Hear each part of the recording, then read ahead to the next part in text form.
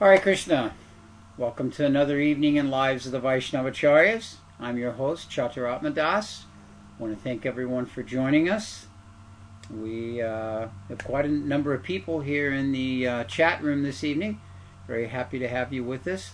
I want to thank you all for joining us week after week, and what's become month after month, and actually has now become year after year, and encouraging us for this program. It's a wonderful opportunity to try and absorb ourselves and remember the lives of the great acharyas that have come before us and have paved the way for us in Krishna consciousness, particularly as this program is related to the associates of Sri Chaitanya Mahaprabhu. It's of course still just getting to be a little dark here. It's recently turned to the daylight savings times. I don't know about where any of you are, but it's kind of weird, daylight savings time, and it's still 40 degrees here in Alachua. So if we're at 40, I'm sure some of you are much colder. We got started pretty much on time, although we had a bit of a scare, not knowing if we were going to be able to do it. As we came into the recording studio, we had two bats. Bats as in flapping around wing kind, not baseball or cricket kind. And flapping around the room, and we opened the door and got them out, and then as we were setting up, a third bat emerged from the ceiling, and so we had that one flying around. And we may have a fourth one. We may have a family of bats there, so if sometime during the broadcast you see me dive for the floor, it's only out of fear of being attacked by bats. I'm sure they're not vampire bats or anything like that. This is true stuff. You can't make this up. I'm telling you. Hare Krishna. All right. So, of course, we want to thank our host, Krishna.com, for providing us with the studio, even though it has some bats in it. And we want to encourage the devotees that, the devotees and volunteers here at Krishna.com are doing a lot of very, very wonderful service. And it's very nice if you're able to support them, give some kind of assistance. You can go to krishna.com/donate, and if you're able to give anything to help support them, then that'd be very nice. We wanted to talk tonight something about the nature of the associates of the Lord. We have very many various associates of the Lord, and generally these associates fall into that which we would call primary and that which we would call secondary. Now, this is the wonderful nature of the spiritual world. The spiritual world is completely free of envy. There is no envious nature. So, what we find is that no one is aspiring, I want something more than where I'm at. The material world means that I'm envious of someone else and I want what they have. I want some position, I want some prestige, I want some particular, acknowledgement. I want to move up the chain. There's that wonderful story when Srila Prabhupada was first going to Dai Nippon publishers in Japan to get his books printed. And he was in a large room with all the heads of the company, and they were all there, and they all came and presented Prabhupada with their business cards. Very, very formal Japanese business mood. And the youngest of the men stayed back, and Prabhupada spoke with him a little bit. So Srila Prabhupada said to the young man, he said, what is your goal? And the young man took his business card from the bottom of the stack of business cards which had been presented to Srila Prabhupada by all the different managers of the company, and put it on the top and touched it with his finger, kind of snapped it like that. This is my goal. To be the big man, to be the leader of the company. So this is the nature of the material world. The spiritual world is completely devoid of this. The flowers, the grass, the cows, the cowherd boys, the gopis, the parents, the elderly servants, none of them are thinking, I want this position or that position, I want to go here, I want to go there. That's just, it's completely non-existent. So with that in mind, where do we get the idea of secondary and primary? It's not even an issue, actually, because the nature of the Lord is that He fills the heart of His sincere devotee and pleases that devotee's desire so fully that the devotee is completely satisfied. There's no room left in the heart of that devotee for hankering and desiring profit and distinction and, better position. They're completely satisfied. I mean, when the cowherd boys and Krishna are all out at lunch, and Krishna's in the middle of the cowherd boys, and they're all eating their yogurt and fruits and different kind of little snacks that the mothers send with them, each cowherd boy is thinking, Krishna's looking just at me, and Krishna's giving his full attention to me. And they're totally satisfied in that. And during the Rasa Leela, we know the Bhagavatam describes that each one of the gopis thought Krishna is dancing exclusively with me. So Krishna so much satisfies and fills the heart, mind, and soul of the devotee that the devotee simply thinks the Lord is here only for me.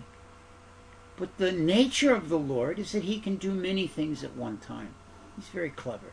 And He's able to satisfy all of His devotees because He's unlimited. So, in this way, every devotee is satisfied and none of them are hankering. So even though we may have what we would describe for our, as I've used the word many times, linear concept of life and of the world, primary devotees, Rupa, Sanatan, the Panchatattva like that, and secondary devotees, some that are maybe not as directly, intimately, or deeply involved. It's really just a matter of words. So tonight we're going to speak about a couple of these so-called secondary devotees.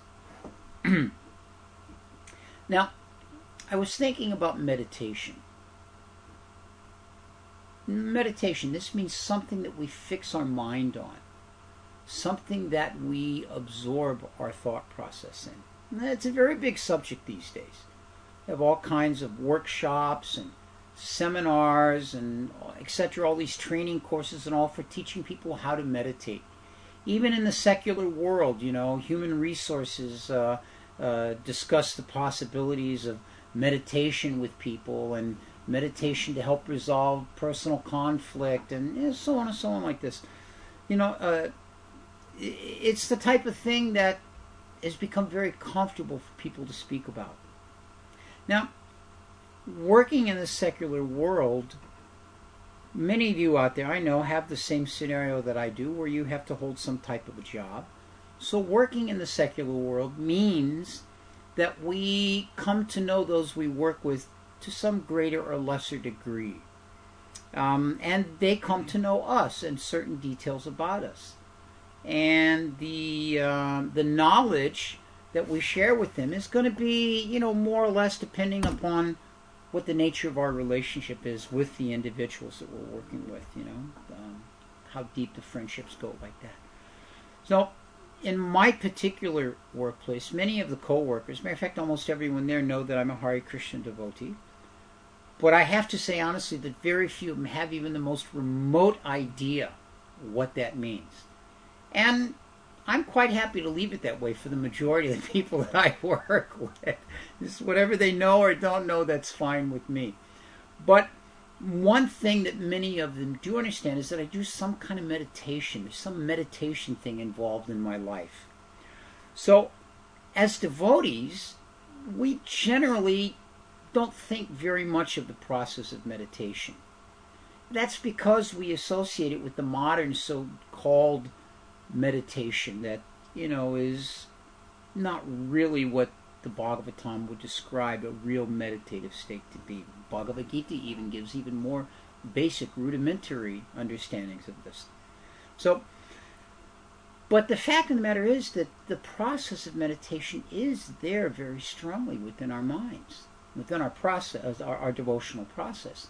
At the beginning of the serving of the deities, there are different stages of meditation and prayer that one absorbs himself in, thinking of the spiritual nature of their body and detaching themselves from the material connections, so to speak, making an endeavor to spiritualize themselves, To this point, there's even a very wonderful description given in the process of deity worship of meditating on Krishna's Vrindavan Leela and the different surrounding things so that we prepare our mind properly like this. This is the real point of meditation.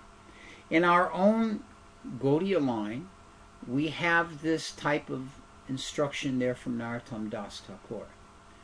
Narottam Das Thakur, as we've discussed many times, was the primary individual for introducing Manasa Seva.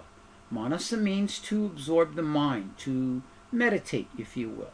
That meditation, that process of service by meditation. He brought it to a certain forefront as something that can be done within our process of devotional service. And I know myself and many others in a similar situation where we have deities of our own, and when we travel, those deities go with us, and sometimes has to be some seva has to be performed in a circumstance where we can't actually bring the deity out, so Manasa Seva is done. By meditation, one may perform the worship of their Thakurji, of their Istadev, their worshipable Lord. So this type of understanding is what I wanted to discuss tonight. And we actually have one very famous example of this process of meditation that actually predates even Narottam Das Thakur's introduction. But before we go to that, I just want to acknowledge who we're seeing with us in the chat room this evening, and who in their own way are meditating on the pastimes of Lord Chaitanya by this group Sadhu Sangha that we're performing this evening. I see Karuna Shakti and Radha Krishna Devi Dasi are both here.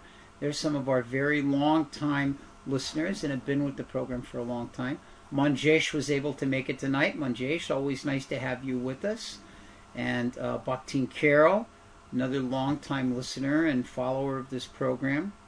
Arnel Pineda, new name to me here. And those of you that are out there listening, if you like to join the chat room, you're welcome to. And we just encourage everyone to kind of, as you join in, let us know where you're from if you're new, so we can kind of get an idea of where devotees are listening. So, who is it that we're going to speak about tonight? Well, the thought that we had was this one wonderful devotee whose name is Nrsimhananda Brahmacari.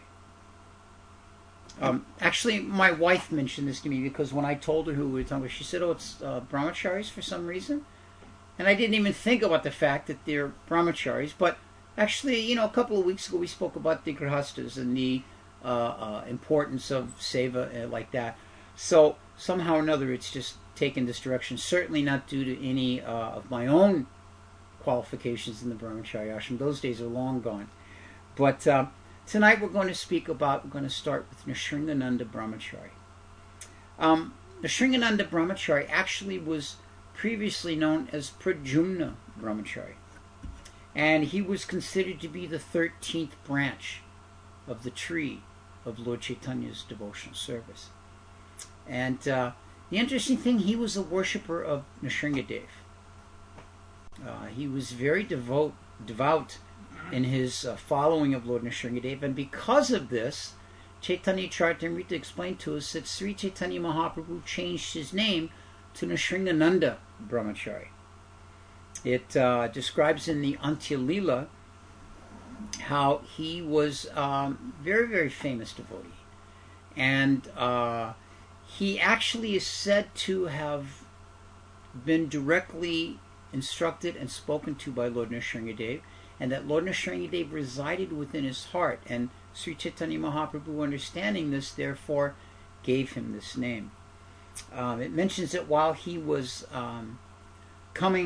there's a very interesting story about his Pushadam pastimes with the Lord, which we'll get into that in a little bit. But the Gaura Gonadesha Dipika, in addition to the Chaitanya Charitamrita, mentions this, and it mentions that the manifestation of Lord Nrsimhadev in his heart was not only visible or understandable, if you will, by Sri Chaitanya Mahaprabhu, but by those who were his associates and friends, godbrothers like that. Now there's an interesting mentioned here also in Bhaktivinoda Thakur's Jaiva Dharma. In his book Jaiva Dharma, he happens to mention that Nrsimhananda Brahmacari lived in Nrsimhapali. Now, Nrsimhapali is just near to Sri Mayapur Dham, Navadvip Dham, and it's a very, very wonderful place of Nrsimha's pastimes there. And he resided there, and while residing there, he engaged in the worship and the meditation upon Mahaprabhu and Radha and Krishna. And in this way, he was always protected by Lord Nrsimhadev, having resided at this holy place. Now, there's a very interesting pastime from the Chaitanya Charitamrita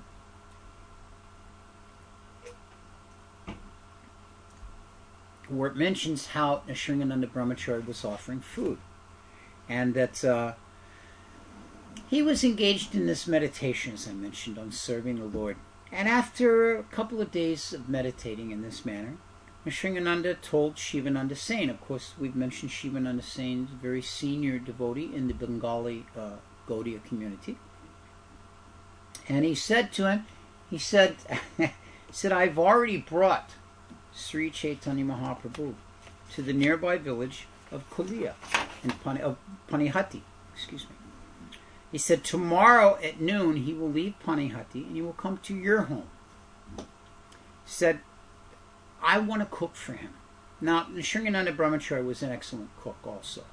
It is true that many brahmacharis are very good cooks, partially because they have to cook for themselves, and partially because many of them take that up as their service. So he said, the Lord's going to be leaving Panihati and coming here to Navadvip, so I want to personally cook for him. So I'd like you to bring everything that is needed for such cooking, and in this way I can perform this service. Now, Shivananda Sen, Nrsimhananda Brahmacari addressing, he said, Shivananda Sen, don't doubt my word. Know for a fact, because through Nrsimhananda Brahmacari's meditation, he could understand where the Lord was and what the Lord was engaged in. So he said to Shivananda Sen, he said, don't be doubtful of this. Just assist me in this service. So Shivananda Sen said, all right, perfectly fine. So he said to his associates, his servants, his household servants, he said, bring whatever cooking ingredients Nrsimhananda wants. Arrange for everything that he needs. And then, beginning early the next morning, Nrsimhananda Brahmacari began his cooking. And he cooked many, many different varieties of food, all kinds of vegetables and all kinds of sweet cakes and different types of sweet rice and wide variety of other preparations. So after he finished cooking everything, he brought the separate dishes, because the tradition was to put everything in clay pots, and then he brought all these clay pots forward to Lord Jagannath and Sri Chaitanya Mahaprabhu. So he separately offered some dishes to Nrsimhadev, who was his own personal deity. So he divided all the food. He had this idea. He'd give some to Jagannath, he'd give some to Nrsimhadev, and he would save the rest and give that to Mahaprabhu. So he divided all the food into 3 different offerings. And then outside the temple, he began to meditate upon the Lord taking this food and enjoying the prasad. And in his meditation, he saw Sri Chaitanya Mahaprabhu come very quickly and sit down and eat all 3 offerings. Not only the one intended for himself, the one intended for Lord Jagannath, and the one intended for Lord Nrsimhadev. So Pradyumna Brahmacari, who was his name at the time, Pradyumna Brahmacari became overwhelmed in ecstasy on seeing the Lord come by his meditation and take all this prasad. So it mentions that tears began to flow from his eyes, appreciating this ecstatic vision he'd been given. But he was nonetheless a bit distressed. He called out, my dear Lord, what are you doing? You've eaten everyone's food. I know that you're one with Jagannath. Therefore, I have no objection. You eat the prasadam of Lord Jagannath. But why are you eating the offering that I made to my Nrsimhadev? I think Nrsimhadev should not eat anything today, and therefore he has decided to fast. If the master fast, how can the servant eat? Therefore, I shall also fast. So this was his realization, that Lord Nrsimhadev was his Ishtadev, and Jagannath and Mahaprabhu, they were the same. So you can eat Jagannath Prasad, no problem, but you've eaten Nrsimha's.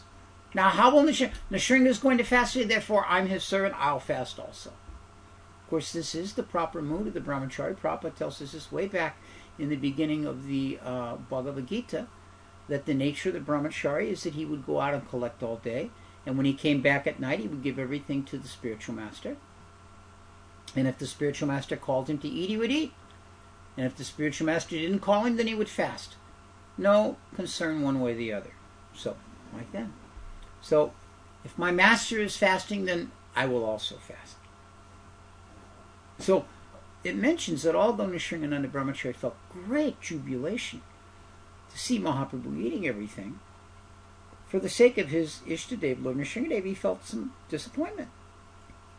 So, of course, we all know Sri Chaitanya Mahaprabhu is the Supreme Personality of Godhead, who expands himself as Jagannath and Nrsimhadev. So there is no difference between any of these forms of the Lord and Mahaprabhu himself. So Pradyumna Brahmachari was very eager to understand this fact. So Sri Chaitanya Mahaprabhu revealed it to him by this very practical demonstration.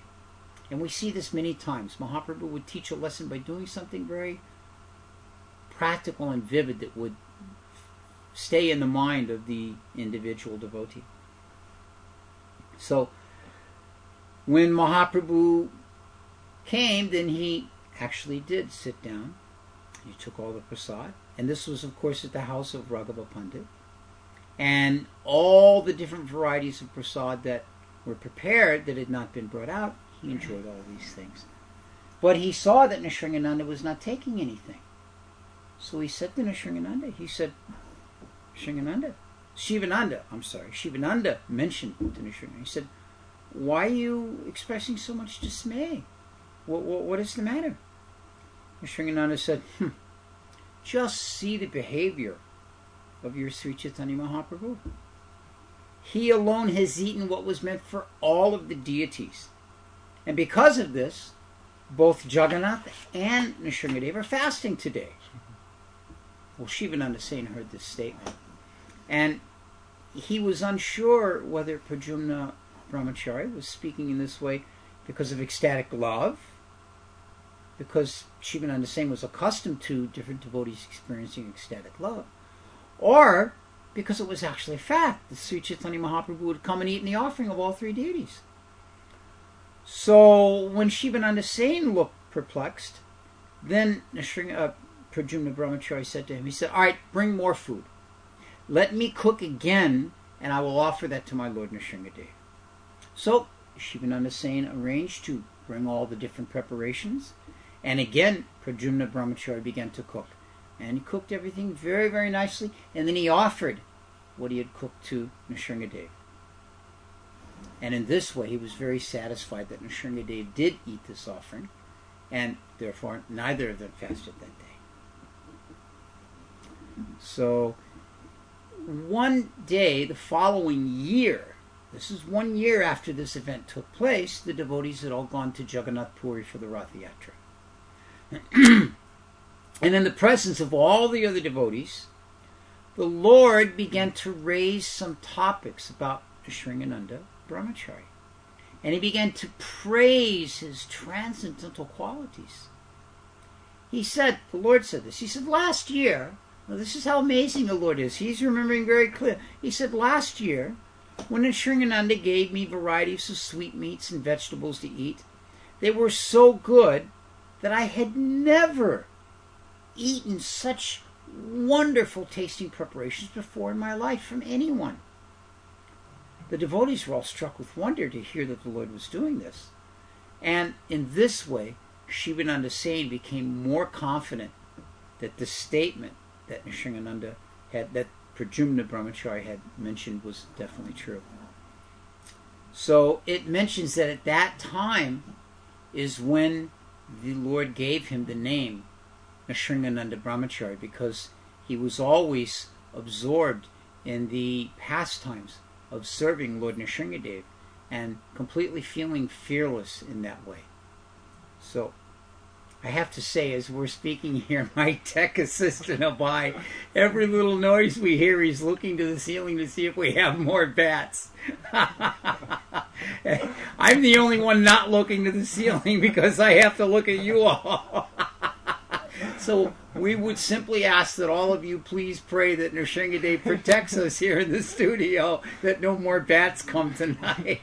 What's that Prabhupada said? Once, twice, thrice, no more. So we've had 3. Oh my goodness. All right. So Chaitanya Charitamrita goes on to explain that in this way there were certain places the Lord would always manifest, and one of them was in the home of Raghava Pandit when the prasadam was there, and the person that would cook that prasadam many of the times was Nrsimhananda Brahmacari. So there's another pastime given with Nrsimhananda, and this regards Nrsimhananda's meditation again upon serving the Lord. Now, the devotees had come to hear that Sri Chaitanya Mahaprabhu was going to go to Vrindavan, that he was going to travel from, I don't remember if it was from Navadvip or if it was from Puri. It must have been from Navadvip. So that the Lord was going to travel, and we've got some input here in the chat room that the bats follow air current and will chase that air current. Okay. Well, then I better stop speaking because I got a lot of hot air. Thank you, Radha Krishna, for that.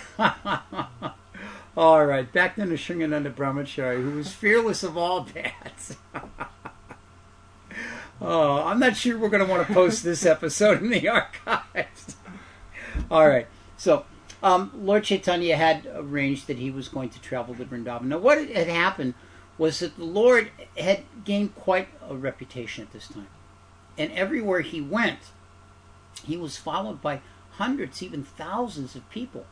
And you can imagine, it made things a little awkward, a little uncomfortable, a little difficult to travel with such a large entourage and to try and keep oneself in a simple state of remembering Krishna when there's all these distractions. So, in this way, he decided he would go to Vrindavan. But that he would go to Vrindavan with only a small 1 or 2 devotees.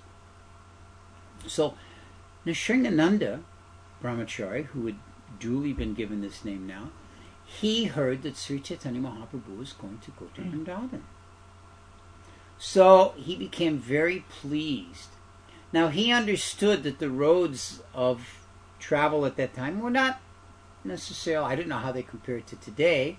Many of you had the experience of taking that road from Calcutta to Sri Mayapur Dham.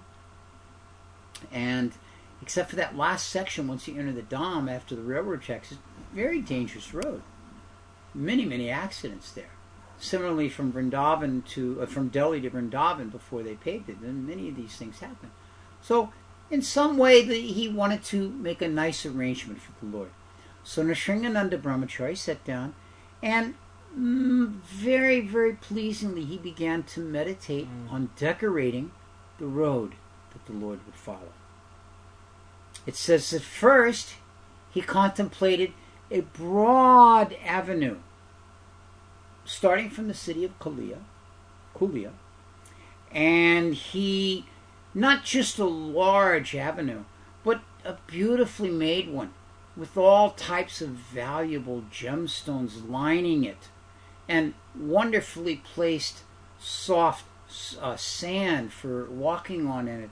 And upon this, then he had endless beds of flowers, endless beds of soft flowers that one could step on and be very, very comfortable. He then mentally decorated the sides of both roads with bakula trees and champak trees and different types of flowering trees that gave amazingly fragrant flowers And as the breezes came, the breeze brought the aroma of these flowers everywhere. And then at different intervals on either side, he would place different types of lakes that were completely transcendental in nature, filled with swans and bathing ghats with decorated archways and wonderful arrangements and shaded, cooling shade trees around them so that one could be very comfortable from the sun like this. And then around these lakes he constructed jeweled seats and places that one could rest. And he filled the lakes themselves with blossoming lotus flowers of so many different colors. And then around the trees that were surrounding the path and around the trees that were in the lakes, he imagined there would be many different types of chirping birds and kachora birds and cuckoos and all the different types of birds that we read about in the Shastra. And the water that would be in these lakes would be just like nectar when one tasted it. So all of these arrangements, Nrsimhananda Brahmacari engaged in this beautiful meditative state so that the Lord, as he was walking, would experience all this wonderful, just pleasant, pleasing atmosphere. And it mentions that the entire road and all the areas near the road were surcharged with these breezes that carry these aromatic fragrances from the flowers. And he carried on the construction of this road in his mind all the way to Kanai Natashala. And then he was stopped. So he continued his meditation again and tried again to continue. And he wasn't able to. The Lord was going all the way to Vrindavan. Why was he only able to make it this far? So he was completely astonished. He was quite surprised that in his own mind. Now, just so you get an idea, Kanai Natashala it's about 200 miles from Calcutta. So it's not anywhere near being close to Vrindavan. So after thinking of this, he then told the devotees, you can know for a fact that Sri Chaitanya Mahaprabhu will not be going to Vrindavan at this time. It's an amazing thing to say. The devotees had all prepared that the Lord would be going.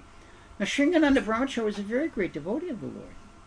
And he had heard that the Lord was going in this way and decided, let me render this service so that the entire journey of the Lord would be very peaceful. And although he was able to construct this very attractive path in his own mind, he was only able to take it as far as Kanai Natashala. So it mentions that the unique thing about this was that even though Nrsimhananda Brahmacari was a poor brahmachari, he had no wealth, he had no great opulence, because he wanted to render this service to the Lord, he was able to do so within his mind. Now, Srila Prabhupada mentions in the purports of the Chaitanya Charitamrita that for the pure devotee, whether one materially constructs a path or constructs a path within the mind, there is no difference. That this is the nature of the Supreme Personality of Godhead. That he's appreciative of the sentiment and the heart and the mood with which the devotee renders the service. So this is something we should be very attentive to. What is the nature of our consciousness? What is the nature of our heart as we're rendering our service? Because this determines whether the Lord accepts that service. Bhagavad Gita explains this very clearly. Patra puspam palam toyam yome bhakta prayachati. That Krishna accepts these things, bhakti, as long as there is devotion. So Prabhupada makes this point that it doesn't matter whether there is a real road of jewels and trees, or whether it's just within the mind of the devotee offering that, as long as the mood of devotion is there. And then Prabhupada continues to say that therefore it does not require that one is a very rich man to serve the Lord nicely. It is not mandatory that even the poorest man can equally render service to the Lord in this meditative state of serving like that. So very, very nice. So Chaitanya Charitamrita continues on and says, Nrsimhananda then told all the devotees The Lord will only go to Kanai Natashala, and then he will be returning here. All of you may or may not believe this, but you'll come to know it to be true later. This is the amazing thing about Nrsimhananda Brahmacari, is he had this window into the pastimes of the Lord while they were happening, even at some distance away. So, of course, we know from Chaitanya Charitamrita this is exactly what happened, that the Lord did stop there. Actually, he stopped along the way at Ramkeli, and this is where he began his association with Rupa and Sanatana Goswami. Then, of course, he returned back, and the rest of the pastimes went on. So this is one of the wonderful examples we have of genuine meditation, of how one can properly meditate. As Prabhupada said, not some dry meditation upon nothing or upon the void, but upon some tangible service that one renders to the Lord. So, very nice in that way. Now, we mentioned in that, Prabhupada mentioned in that purport about wealth, that one need not be wealthy. Now, of course, wealth, this is something, well, many of us want it. Let's be honest. Many people, many devotees want to become wealthy. I mean, we're told, we're taught, to use the real word, we're indoctrinated that success and wealth will be the actual ticket to happiness in this life. This is how we're raised within this world. This is the influences the material energy gives us by the examples that we see in the secular world. That, we have to do these things to be happy, to be successful. Now, certainly we do require a certain amount of effort to keep body and soul together, as Prabhupada says, according to what our position is in life. But wealth is not always needed. Wealth is not a prerequisite. And we just discussed this one brahmachari, Nrsimhananda Brahmacari. We're going to discuss another brahmachari now, and his name is Suklambar Brahmacari. Suklambar Brahmacari was also among the branches of the tree of Sri Chaitanya Mahaprabhu's devotional service. He was a resident of Navadvip during Mahaprabhu's Navadvip Lila, and of course afterwards. And he manifested himself as a poor Brahmin beggar, who simply as a humble Brahmin went door to door begging for his sustenance in this way, like that. Now, although to an ordinary conditioned soul they would look at him and think, oh, this poverty-stricken man, he's so poor, he has nothing, he has no family, he has no belongings, he has no anything. To the transcendental eye, he was very rich because of his deep love for Sri Chaitanya Mahaprabhu.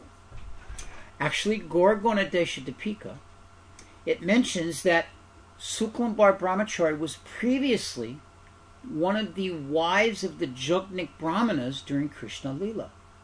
Now, of course, we remember that during Krishna Lila, Krishna and Balaram sent the cowherd boys to beg prasadam.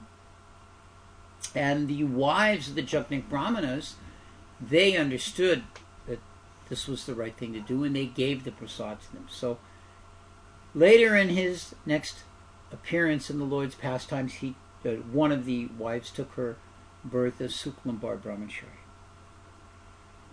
It mentions in the Chaitanya Charitamrita that without the wealth of love of God, one's life is poverty. This is actually the words. This is actually the words of Suklambar Brahmacari. He says that without the wealth of love of God, one's life is poverty-stricken and worthless. I pray to be made a servant, and that you may pay me with the wealth of love of Godhead. Now, Prabhupada mentions also, he gives the example that if you have a servant and you decide not to pay that servant anything, eventually that servant will leave. Actually, in the modern world, very eventually, very quickly. If we don't receive a salary at our job, if we don't receive some support, then immediately we find some other situation, some other position, some other station in life. Suklambar Brahmacari prays to the Lord that my life is poverty-stricken and worthless if I do not have love of Godhead. So let me be your servant, and you pay me in that love of Godhead. So this is a wonderful business proposition. By material standards, this is a loser's deal. But a very wonderful business proposition that, my dear Lord, I will serve you, and the only payment is that you give me love of God. And then I will be very wealthy. Bhaktisiddhanta Saraswati Thakur paraphrases, if you will, Suklambar Brahmacari's statements to Mahaprabhu. And he says, you are my poor servant. This is the Lord speaking. That you are my poor servant, lifetime after lifetime. You have no desire to enter into this world and become the head of a household, the head of a business, the head of a state. Rather, you remain a brahmachari and beg from house to house, making an offering to me of whatever you amass in whatever way it comes. Your vow of celibacy is unbreakable. You are free of the mundane egoism that is prominent in householders and retired householders. So this is an assessment by Bhaktisiddhanta Saraswati of the Lord's view of those of us in the Grihastha ashram, that we have to deal with the difficulty of mundane egotism, and that we must struggle to give that up. Bhaktisiddhanta continues on speaking as the Lord had spoke to Suklambar, that you are thus factually fixed in the highest state of spiritual life, the highest state of the renounced order. You are a de facto sannyasi, a completely surrendered carrier of the triple staff, because you have successfully engaged everything, your body, mind, and speech, in my service. I pray constantly for your offerings, because you have no interest in enjoying the fruits of anything that is not offered to me first. So, in this way, Suklambar Brahmacari is glorified by the Lord for his humble and so-called poverty-stricken position, which he has taken up to enhance his mood of surrender and service to the Lord. Now, there's a very, very wonderful story told about, well, actually there are many wonderful stories, because Suklambar Brahmacari's rasa with the Lord had to do with prasadam, as did Nrsimhananda's. So, actually, they were both brahmacharis. The relationship with the Lord was both centered around prasadam. So, when Mahaprabhu first returned from Gaya, he met with all the devotees. And they all met at Suklambar Brahmacari's house. And of course, he had a residence. Now, Sri Vas Pandit had left the banks of the Ganges and was on his way to Suklambar Brahmacari's house, where the Lord had announced that he was going to meet with all the devotees. And so Gadadhar Pandit, he very quickly followed and went to Suklambar's house. And he got there ahead of all the Lord and his associates, and he hid in Suklambar's house, thinking that if he could eavesdrop, he would hear Mahaprabhu discuss some Krishna Katha topics. So it mentions that all of the loving devotees of the Lord, Advaita Acharya, Murari, Shriman, and Suklambar, all gathered there, and then Vishrambar appeared on the scene. And it mentions that Gadadhar Pandit Goswami, Sadashiva, Murari, Srivas Pandit, Shriman Pandit, and all the others witnessed the Lord's amazing transformations and amazing transcendental pastimes with Suklambar Brahmacari. So you can just imagine this scene, that some of the devotees are hiding out of sight, just hoping to hear this wonderful conversation, and some of the devotees have actually come along and are seeing it themselves. So very, very nice. Very, very nice. More of the pastimes of Suklambar Brahmacari. We have a new member in our chat room, Faith. We're very happy to have you with us, Faith. Nice to have you join us as we discuss these wonderful pastimes of Suklambar Brahmacari. So, mentions that Suklambar Brahmacari kept his body and soul together by offering and eating the foodstuffs he accumulated by going out and performing madhukari. Madhukari means just like a honeybee goes to a different flower and collects the honey and then returns back to the hive, that a brahmachari goes to different places and begs and collects whatever alms are given and then returns home with those. So in this way he was always absorbed in the joy of chanting, because while he would be engaged in going from place to place, he was always chanting the holy name of the Lord. Very satisfied, very, very happy in this way. So, because of this transcendental state of mind, he never suffered from any feeling of poverty. He never felt that, oh, I'm missing out on this, or I don't have that, because he had a very simple, satisfying life, and he had the full fulfillment and satisfaction of the holy names. Now, of course, as we mentioned previously, ignorant people, they would look at him and think, oh, he's just some kind of beggar. But Mahaprabhu, he understood very clearly what type of a devotee he was. One day, Mahaprabhu was sitting, engaged in chanting, and Suklambar Brahmacari happened to come by. And he had slung over his arm his begging bag. He had been out begging. He would hold the bag, bhiksha, bhiksha, and someone would give something and put it into the bag like that, and he would go to the next place. So when he saw the Lord and heard that the Lord was chanting, he began to dance in ecstasy, chanting and dancing, like very, very ecstatic in this way. And the Lord was so pleased to see the depth of Suklambar's absorption in the chanting and the deep feeling. So he began to glorify him. And what he did was he reached into Suklambar Brahmacari's begging bag and snatched a few morsels of the dry rice he had been begging.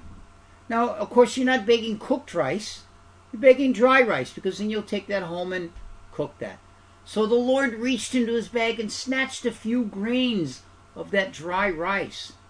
Hearing the story, one cannot help but think of the pastime of Sudama Vipra and the Lord being visited by Sudama when he was in Dwarka, and the Lord taking that little bit of chipped flat rice that Sudama brought. So it mentions in the same way the Lord took this rice from the bag of Suklambar Brahmacari and began to eat it, began to enjoy it very nicely. And Suklambar Brahmacari was so much upset that the Lord had taken this, because, when they would give the rice, it was generally, just not the best of quality. They would give that out to someone that came begging. So when these were some broken fragments he'd been carrying around in his bag, and he felt he had committed an offense. He felt, I've now done something wrong for the Lord. So the Lord calmed him down, said that he always ate his devotees' food with great enthusiasm, but that he had no interest in the so-called finest foods that are offered by wealthy men. So the Lord tells him, don't concern yourself, Suklambar. I always take the food of my devotees. These big offerings that are made to me, and riches, men, and all, I'm not interested in any of that. So the devotees surrounding, they were very, very delighted to see these amazing pastimes of the Lord and his amazing mercy upon Suklambar Brahmacari.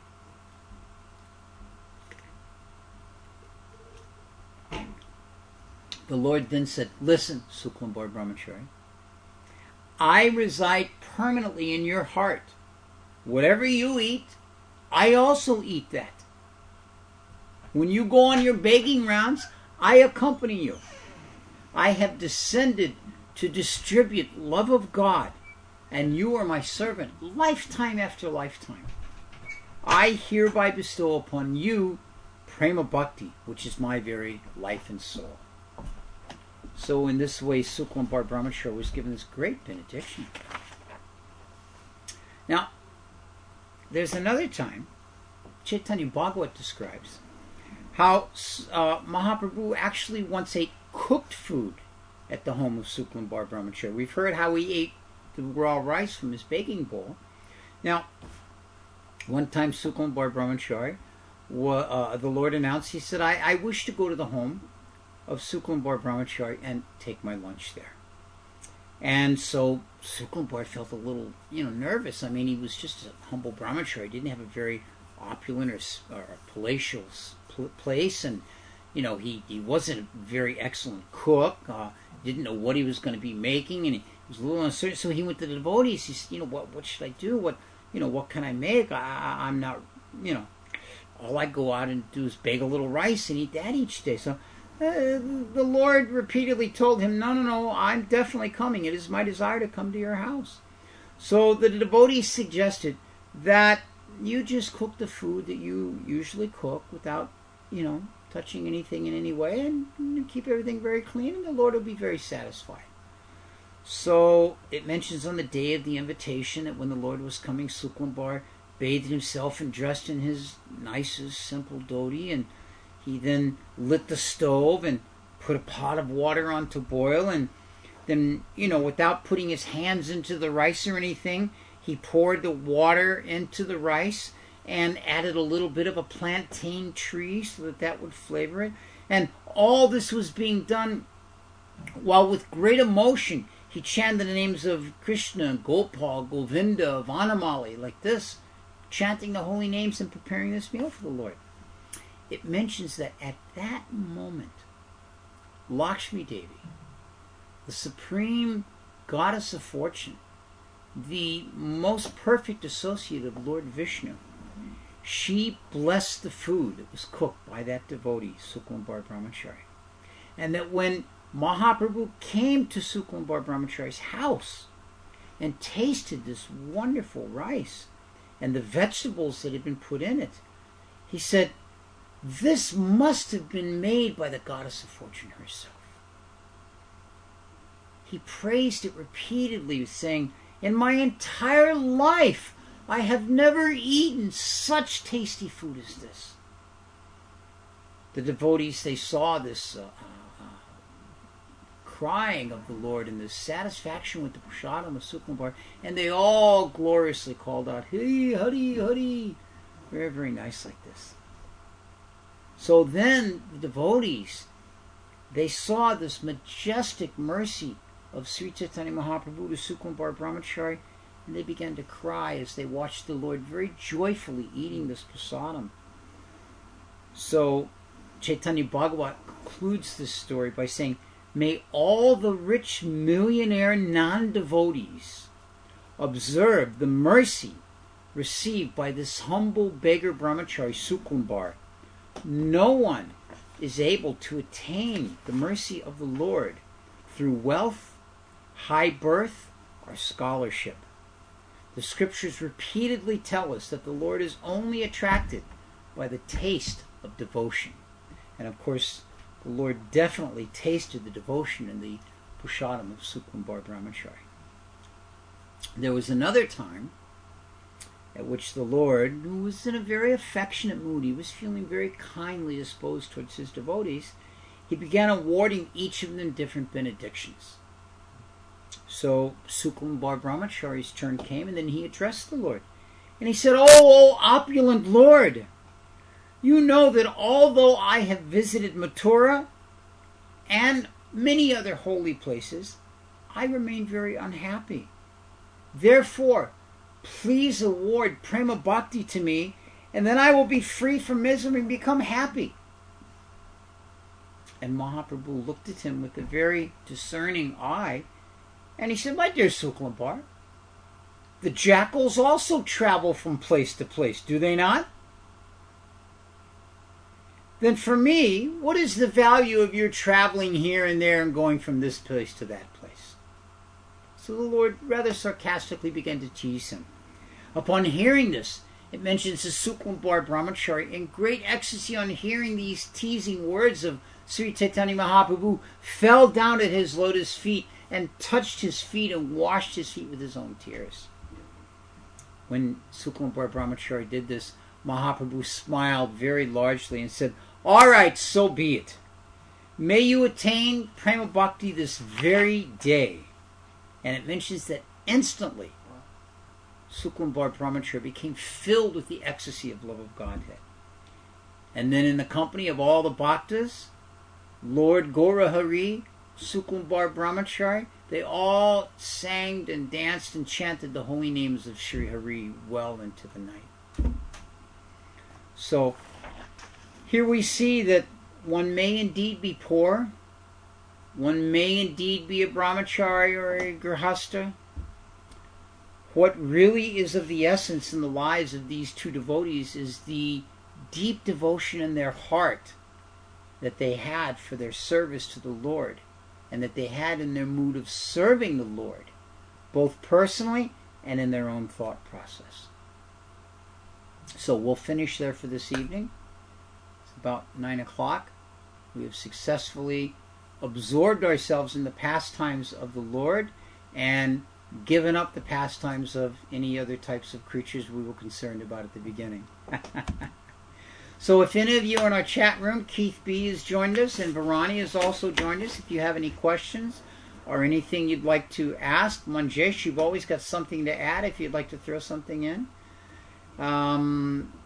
We just hope that each of you will take these opportunities as they're presented every other Monday night and try and take that with you to the following Monday. Share these with your friends. This is the whole process of absorbing ourselves in Krishna consciousness, is to share it with others.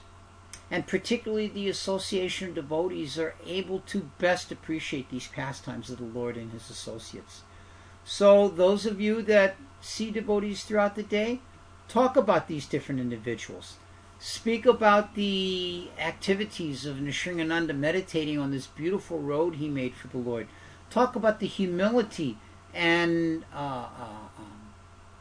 simpleness of Suklambar Brahmacari as he simply begged whatever he was able to get, So, and use this to motivate your service. Radha Krishna Devi Dasi is mentioning here how she's going to think of these pastimes as she cooks for the Lord. I happen to know her from Facebook, and she does a lot of prasadam cooking there in her temple. And the devotees will be very fortunate to get the taste of her prasadam if she's able to absorb herself so much like this in these pastimes of these two wonderful cooks, Nrsimhananda Brahmacari and Suklambar Brahmacari. All right, so that's it. We wrap up another episode of Lives of the Vaishnavacharyas. Everybody did we post some new shows recently? Everybody seems to be happy with the new shows we posted. Yeah, we did. All right. Well, we'll keep those shows coming. We've got 50-something shows on tape, and so we'll get them out as we're able to. And we want to thank all of you once again for your support, for your encouragement. We want to encourage you to help support Krishna.com, krishna.com/donate with whatever you're able to do. And before we go, we have a question here. Post picture of tonight's experiment. Thank you, Radha Krishna. She'll post pictures of what she offers to the Lord later. Aiden is asking, is Prema Bhakti achieved by Lord Gauranga's associates attainable? Is the Prema Bhakti achieved by Lord Chaitanya's associates attainable or comparable to what's possible for us in Kali Yuga? Well, Prabhu, these devotees, whether they were in Kali Yuga or whether they were, of course Kali Yuga was still going on while the Lord was here, that's why he came, but whether they were in the direct pastimes of the Lord or whether they're in the direct pastimes of the Lord's expanded society of ISKCON and the Vaishnava communities, the mercy of the Lord is still available to us. It is only our, as I mentioned before, only our decrepit linear concept of life that thinks that we're separated from the Lord.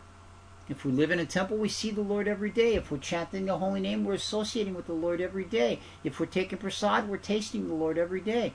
So yes, we can experience this type of devotional ecstasy. And I'm sure that if you talk with devotees, every devotee has some time in their life, more than one probably, that they can tell you where they actually felt the presence of the Lord and enjoyed some type of wonderful, ecstatic activity. So I would say most certainly Prema Bhakti can be achieved. Now the question is, how long will we allow it to manifest itself in our heart? And that is determined by how much we keep ourselves in that association and how much we let the influence of the material energy impact us. So These are things to think about. Krishna consciousness is there for us. Prabhupada said the only thing stopping us is ourselves.